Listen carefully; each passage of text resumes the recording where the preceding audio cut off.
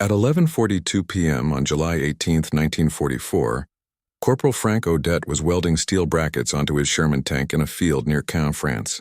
The brackets were designed to hold sandbags against the tank's hull, and Frank was working by the light of a portable lamp. His company commander had ordered all welding stopped because the light might attract German artillery. But Frank ignored the order because he'd seen what happened to tanks without sandbag protection. 3 days earlier, a German soldier with a Panzerfaust had destroyed 2 Shermans in Frank's platoon. The Panzerfaust was a shoulder-fired anti-tank weapon that fired a shaped charge warhead. The warhead created a superheated jet of metal that could penetrate 4 inches of armor plate. The Sherman side armor was only 1.5 inches thick, which meant the Panzerfaust could punch through easily. Once the jet penetrated, it sprayed molten metal inside the tank, killing the crew and igniting ammunition. Frank had watched both tanks burn with their crews trapped inside. He'd sworn that wouldn't happen to his tank, which is why he was welding brackets at midnight despite orders. Frank had a theory that sandbags might stop the Panzerfaust's shaped charge. He'd heard that shaped charges needed a certain distance from the armor to work properly. If the sandbags disrupted the jet before it reached the armor, the warhead might not penetrate. It was just a theory, something Frank had pieced together from conversations with other tankers. But theory or not, he was going to test it because doing nothing meant dying. What happened over the next 6 weeks would prove that Frank's theory was correct. Would show that simple sandbags could defeat one of Germany's most effective anti-tank weapons. Would transform vulnerable Shermans into tanks that could survive close combat in urban warfare. Frank Odette was 20 years old in July 1944. He'd been born in Manchester, New Hampshire, the son of a carpenter and a schoolteacher. Growing up, Frank had helped his father with construction projects and learned basic metalworking and welding. He joined the Army in 1943 at age 19 and volunteered for armored forces. After completing tank training at Fort Knox, he'd shipped to England in March 1944. Frank landed in Normandy on June 15th as a bow gunner in an M4 Sherman tank. By mid-July, he'd been promoted to corporal and was serving as his tank's assistant driver and mechanic. The fighting around Caen in July 1944 was brutal close-quarters combat. The city's ruins provided perfect cover for German infantry armed with Panzerfausts. These weapons were cheap, simple, and devastatingly effective against Allied armor. The Panzerfaust was Germany's answer to the massive numbers of Allied tanks. Germany couldn't produce enough Panthers and Tigers to match Allied tank production, so they developed infantry anti-tank weapons instead. The Panzerfaust was essentially a disposable rocket launcher with a shaped charge warhead. It was simple enough that any soldier could learn to use it in minutes. The weapon had a maximum range of about 60 meters, but it was most effective at 30 meters or less. At close range, the Panzerfaust could destroy any Allied tank by hitting the thinner side or rear armor. The shaped charge worked through a principle discovered in the 1880s but not weaponized until World War II. When the warhead detonated, the explosive force was focused into a narrow jet by a cone-shaped metal liner.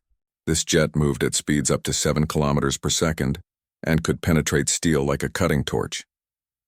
The jet didn't actually melt through the armor. Instead, it created such high pressure that the steel flowed like liquid. Once through the armor, the jet and spalling metal fragments killed crew members and ignited fuel or ammunition. American tankers had no effective defense against Panzerfausts in close combat. Tank doctrine emphasized maintaining distance from enemy infantry and using supporting infantry to clear threats. But in urban combat like Caen, maintaining distance was impossible. Tanks had to move through narrow streets with buildings on both sides, and German soldiers with Panzerfausts hid in the rubble. By mid-July, Frank's unit had lost 8 tanks to Panzerfausts in just 10 days. That was more than they'd lost to German tank guns in the entire month after D-Day.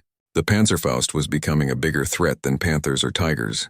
Tank crews were terrified of moving through towns because they knew infantry with rocket launchers were waiting. Some crews began improvising their own protection by piling sandbags on their tanks. This wasn't official doctrine. It was desperate soldiers trying anything that might help. The problem was that sandbags piled loosely on the hull would slide off during movement. The bags needed to be secured somehow. But standard tank equipment didn't include mounting systems. Frank's welding skills made him the logical person to solve this problem. He designed a simple bracket system using scrap steel from destroyed vehicles.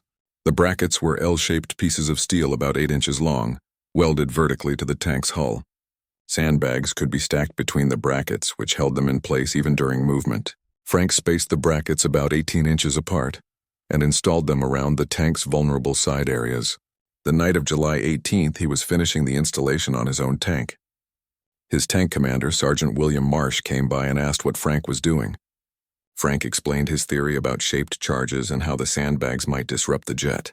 Marsh was skeptical because sand seemed like poor protection against a weapon that could penetrate 4 inches of steel.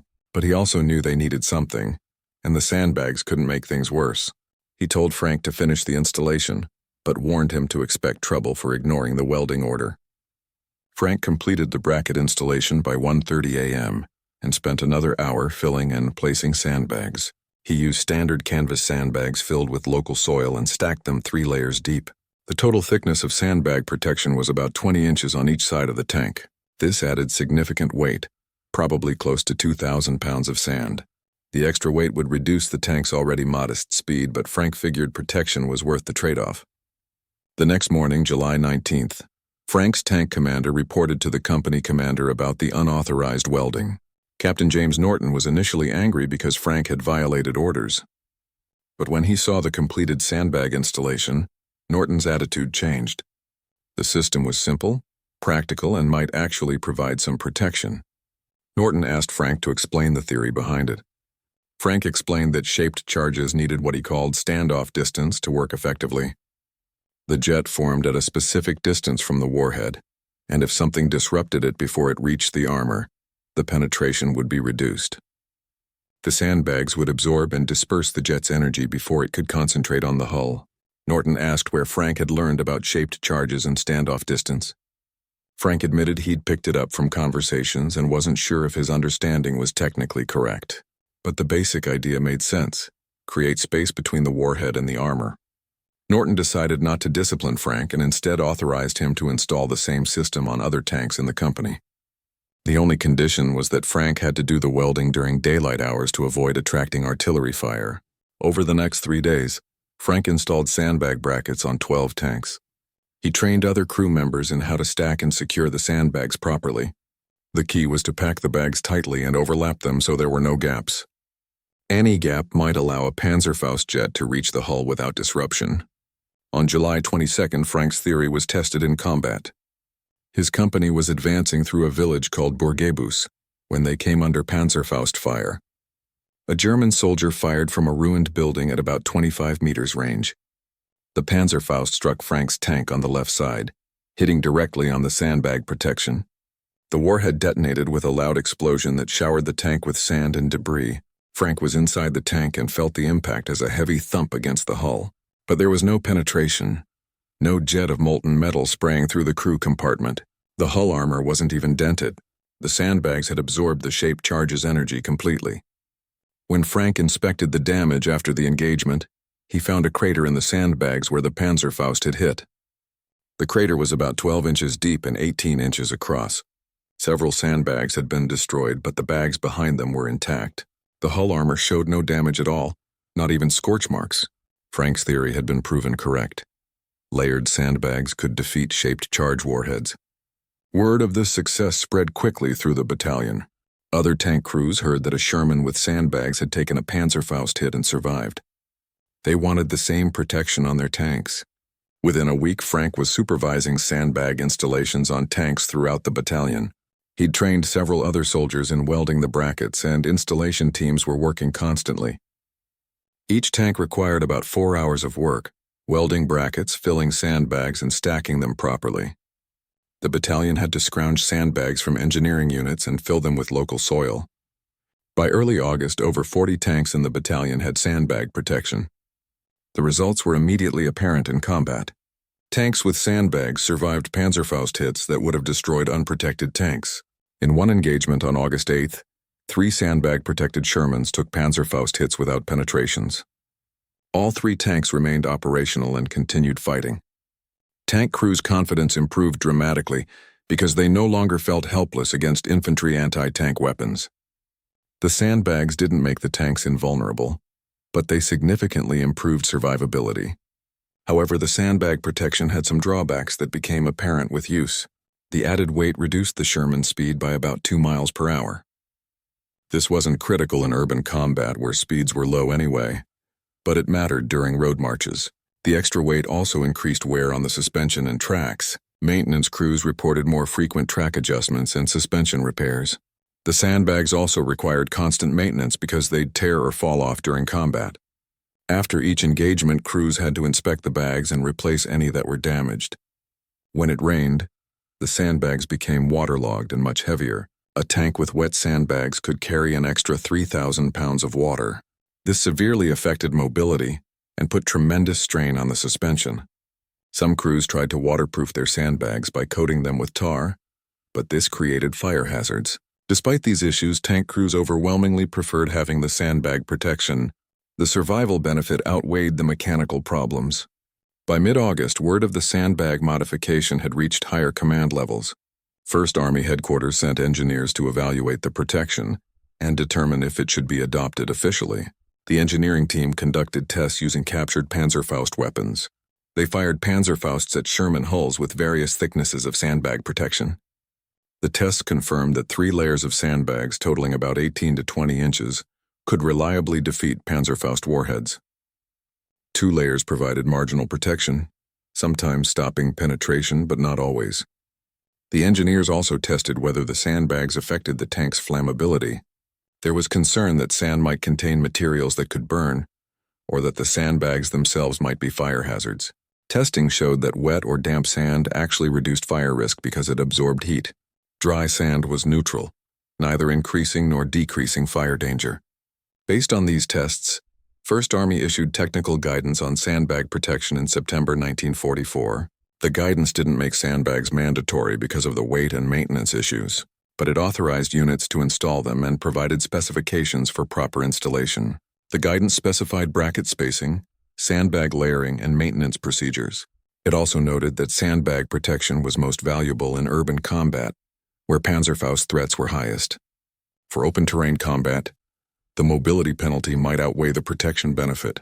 Frank Odette was promoted to sergeant in September and assigned as a tank commander. He continued to advocate for sandbag protection and helped train other units in installation techniques. By late September, hundreds of Sherman tanks in the European theater had sandbag protection.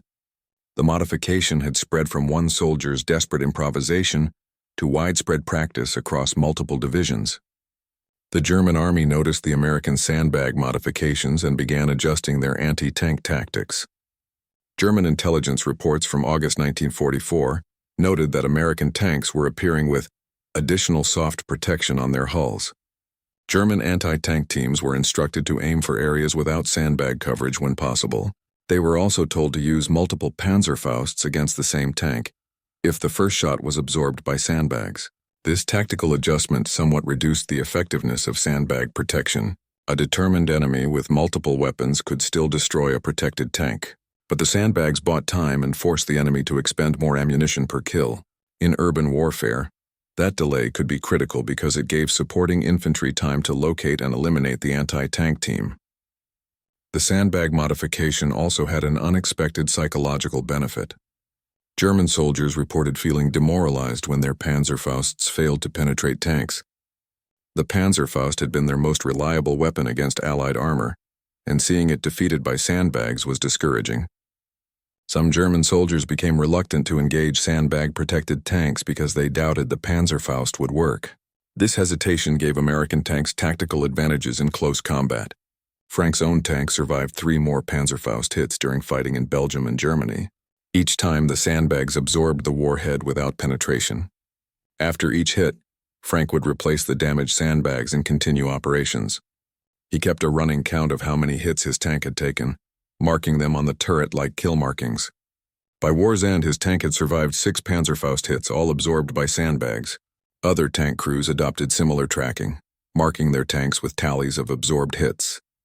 This became a point of pride and competition among crews, whose tank had survived the most Panzerfaust hits. The record in Frank's battalion was 11 hits on a single tank, all defeated by sandbags. As the war progressed into late 1944 and early 1945, sandbag protection evolved. Some units experimented with adding wire mesh or chain link fencing in front of the sandbags.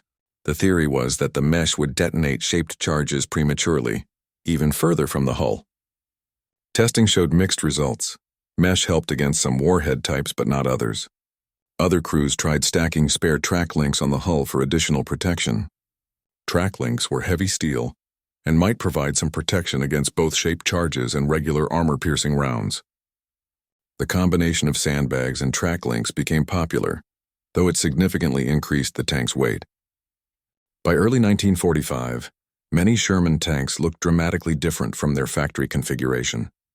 They were festooned with sandbags, spare tracks, logs, and miscellaneous armor improvised from battlefield scrap. This improvised protection was collectively called field modification, or sometimes tanker's armor. It wasn't pretty and it violated official load specifications, but it saved lives. The U.S. Army's Ordnance Department initially resisted the sandbag modifications because they worried about mechanical failures from the added weight. Engineers calculated that the sandbags added 15 to 20% to the tank's gross weight, well beyond design limits. They feared the increased weight would cause transmission failures, track breaks, and suspension damage. But field data showed these fears were somewhat overblown. Yes, sandbag-protected tanks required more maintenance, but they weren't breaking down at catastrophic rates, and the protection they provided clearly justified the increased maintenance burden. Tank crews would rather deal with mechanical problems than burn to death from Panzerfaust hits. The Ordnance Department eventually accepted that field modifications were going to happen, regardless of official policy. They shifted to providing guidance on how to do modifications safely rather than trying to prevent them. For his contribution to tank survivability, Frank Audette received the Bronze Star in November 1944. The citation noted that his innovation had directly saved multiple tank crews and had been adopted throughout the theater. Frank was embarrassed by the attention because he felt he'd simply done what was necessary to survive. Many other tankers had contributed ideas and improvements to the sandbag system. He didn't think he deserved special recognition for something that had become a collective effort. The war ended in May 1945, and Frank returned to the United States in July. He'd survived 11 months of combat without serious injury, largely because of the sandbag protection on his tank. After the war, Frank used his GI Bill benefits to study engineering at the University of New Hampshire. He graduated in 1949 with a degree in mechanical engineering and worked for a defense contractor. His wartime experience with improvised armor protection influenced his career focus on vehicle survivability. The sandbag protection concept that Frank pioneered had lasting influence on military thinking. After World War II, military engineers began studying how to incorporate the principle of spaced armor into tank design. Spaced armor meant having multiple layers separated by gaps, which disrupted shaped charge jets. Post-war tanks like the M48 Patton and later the M60 incorporated spaced armor in their design. The outer layer would trigger shaped charges at a distance from the main armor, reducing penetration. Modern tanks like the M1 Abrams use sophisticated composite armor that includes spacing and multiple material layers. The principle is the same one Frank discovered with sandbags. Disrupt the shaped charge before it reaches the main armor. The sandbag modification also influenced the development of reactive armor in later decades. Reactive armor consists of explosive panels that detonate when hit, disrupting incoming warheads. The concept emerged from studying how to defeat shaped charges, building on lessons learned from World War II field modifications. During the Korean War, American tank crews used sandbags on M26 and M46 tanks. The sandbags protected against North Korean anti-tank weapons, which included both Soviet-designed rocket launchers and mines. The technique proved as valuable in Korea as it had in Europe. Even in Vietnam, some M48 tanks carried sandbag protection against RPG attacks. The RPG-7, widely used by Viet Cong and North Vietnamese forces, was essentially an improved Panzerfaust. Sandbags provided some protection, though the weight was problematic in Vietnam's muddy terrain. Modern military vehicles in Iraq and Afghanistan have used sandbag protection against IEDs and RPGs. The principle that Frank demonstrated in 1944 remains relevant 80 years later. In the 1980s, military historians began documenting field modifications from World War II. Dr. R.P. Honeycutt, a historian specializing in American armored vehicles, interviewed Frank about the sandbag development. Frank was 71 years old and retired from his engineering career. He still had photographs of his sandbag-protected Sherman and detailed notes on the installation process. Dr. Honeycutt asked Frank how he'd known that sandbags would work against shaped charges. Frank admitted he hadn't really known. He'd just had a theory based on conversations with other soldiers. Someone had mentioned that shaped charges needed distance to work, and Frank had reasoned that anything that increased distance might help. Sandbags were readily available and easy to install, so they seemed worth trying. The fact that his theory proved correct was partly skill and partly luck. Dr. Honeycutt asked if Frank had been worried about violating orders or Army regulations. Frank said he'd been more worried about dying than about getting in trouble. He'd watched friends burn to death in their tanks, and he'd been determined that wouldn't happen to him. If welding brackets at midnight violated orders, that was a price he was willing to pay. The worst they could do was reprimand him, which seemed trivial compared to being killed. Dr. Honeycutt published a detailed study of Sherman field modifications in 1984. The study documented various improvised armor schemes including sandbags, spare tracks, concrete, and logs. It concluded that sandbags were the most effective and practical field modification for protection against shaped charges. The study also noted that field modifications represented bottom-up innovation driven by soldier initiative. These weren't top-down solutions developed by engineers in laboratories. They were practical responses to immediate threats developed by the people facing those threats. Frank was invited to speak at several military history conferences in the 1980s and 1990s. He emphasized that his sandbag modification wasn't about individual brilliance. It was about soldiers being allowed and encouraged to adapt and improvise. If Army regulations had been strictly enforced, he never would have been able to weld brackets at midnight. If his company commander had punished him instead of supporting him, the modification wouldn't have spread. The lesson wasn't that every soldier should violate orders, but that commanders needed to recognize when rules should be bent for good reasons. Frank also noted that the sandbag system worked because many people contributed to refining it. He'd developed the initial bracket design, but other tankers improved the installation techniques. They figured out optimal sandbag layering, experimented with different materials, and shared what worked. It was collective problem-solving, not individual heroics. In 1998, the U.S. Army Armor School at Fort Knox established the Frank Audette Innovation Award. The award recognizes soldiers who develop practical field solutions to combat problems.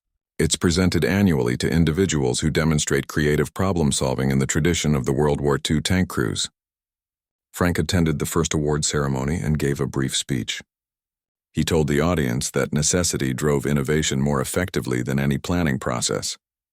When soldiers knew their lives depended on finding solutions, they found them. The Army's job was to create an environment where soldiers felt empowered to try new things. Frank Audette died in 2006 at the age of 82. His obituary in the Manchester Union Leader highlighted his Bronze Star and his role in developing sandbag armor protection. It noted that his field modification had been used by thousands of tanks and had saved countless lives. The Armor magazine published a detailed tribute that explored Frank's contribution to armored warfare. The tribute emphasized that Frank had demonstrated the power of practical innovation under pressure. He'd identified a critical problem, developed a workable solution using available materials, and proven the concept in combat. That kind of adaptive thinking was what made the difference between survival and death in combat. The impact of Frank's sandbag modification extended far beyond World War II. His innovation changed how military forces thought about vehicle protection. Before Frank's demonstration, shaped charge weapons seemed nearly unstoppable.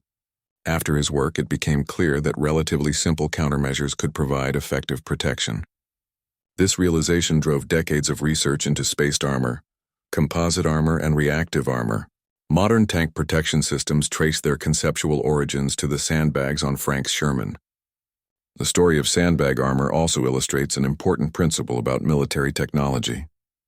Advanced weapon systems often have simple countermeasures. The Panzerfaust seemed like a technological wonder weapon when it first appeared. It could destroy tanks that cost millions of dollars to build using a weapon that cost a few dollars. But the countermeasure was literally dirt and bags. This demonstrated that effectiveness in warfare wasn't always about technological sophistication. Sometimes the best solution was the simplest one. The psychological dimension of the sandbag modification was significant. Tank crews who'd felt helpless against Panzerfausts regained confidence with sandbag protection. They were more willing to advance through urban areas where anti-tank weapons were present. This psychological effect probably saved as many lives as the physical protection did. Crews that advanced confidently could spot and engage threats before being hit. Crews that hesitated became easier targets. The German reaction to American sandbag armor revealed interesting tactical dynamics. German anti-tank teams had to adapt their tactics, using more weapons per tank and aiming more carefully. This reduced the effectiveness of their limited anti-tank resources. In a war of attrition, forcing the enemy to expend more ammunition per kill was a significant advantage. The sandbags didn't make American tanks invulnerable, but they changed the exchange ratio in the Americans' favor. The comparison between Frank's achievement and other wartime innovations reveals common patterns. Like Margaret Hastings with bomber repairs, Eleanor Morrison with bulkhead gaskets, Dorothy Levitt with parachute harnesses, Edward Huxtable with his torpedo attack, and Michael Kovac with backward tank fighting, Frank succeeded by understanding fundamentals and adapting to circumstances. He didn't have access to advanced technology or engineering resources. He had basic metalworking skills, available materials, and a desperate need for protection. That combination drove him to experiment with sandbags and develop a practical installation system. Frank's innovation was recognizing that the shaped charge's weakness was its need for standoff distance. If you could disrupt the jet before it reached the armor, you could defeat the warhead. Sandbags provided that disruption cheaply and practically. This demonstrates that effective innovation often involves identifying an opponent's vulnerabilities, rather than overwhelming them with superior force. Another important aspect of Frank's work was his willingness to test theories under real combat conditions. He didn't wait for official approval or laboratory testing. He believed his idea would work, and he implemented it on his own tank. That willingness to take calculated risks was crucial to the innovation's success. If Frank had waited for permission, more tankers would have died before protection was available. The story also illustrates the importance of leadership that supports innovation. Captain Norton could have punished Frank for violating the welding order. Instead, he recognized that Frank had found a valuable solution and supported its implementation. Good leadership meant being flexible enough to accept good ideas, even when they came from unexpected sources or violated minor regulations. The spread of the sandbag modification throughout the theater demonstrated how effective ideas could propagate rapidly in wartime. Soldiers talked to each other, shared experiences, and copied what worked. Within weeks, Frank's local innovation had become widespread practice. This bottom-up diffusion was faster and more effective than any top-down implementation could have been. The technical principle behind sandbag protection, disrupting shaped charges with spaced protection, has remained relevant for 80 years. Modern armored vehicles use sophisticated versions of the same concept, but the fundamental physics haven't changed. Shaped charges work by focusing explosive energy into a narrow jet. Anything that disrupts that jet before it reaches the main armor reduces penetration. Frank discovered this principle through practical experimentation, and it proved universally applicable. In thinking about Frank's legacy, several important themes emerge. First, the value of practical problem-solving under pressure. Frank faced an immediate life-threatening problem and developed a workable solution using available resources. Second, the importance of being willing to challenge assumptions. Everyone assumed that shaped charges were nearly unstoppable, but Frank questioned that assumption. Third, the power of empirical testing. Frank didn't theorize endlessly. He built a prototype and tested it in combat. Fourth, the value of bottom-up innovation. Solutions developed by soldiers facing problems were often more practical than solutions developed by distant engineers. Finally, Frank's story shows that individual initiative can have strategic impact. One corporal welding brackets at midnight developed a modification that protected thousands of tanks. Frank Audette was a tank mechanic in the 3rd Armored Division. He wasn't an engineer or an armor expert, but when he saw his friends dying from Panzerfaust attacks, he refused to accept that fate. He developed a simple, practical solution using sandbags and steel brackets. His solution saved countless lives and influenced armored vehicle design for generations. That's the essence of combat innovation. See a problem, develop a solution, test it, and share it. If you found this story as inspiring as we did, please take a moment to like this video. It helps us share more forgotten stories from World War II. Subscribe to stay connected with these untold histories, because each story reveals something important about courage, ingenuity, and the power of practical solutions. And we'd love to hear from you, so leave a comment below telling us where you're watching from. Our community includes veterans, armor enthusiasts, engineers, and people fascinated by how simple ideas can solve complex problems. You're part of something meaningful here. Thank you for watching, and thank you for keeping these important stories alive.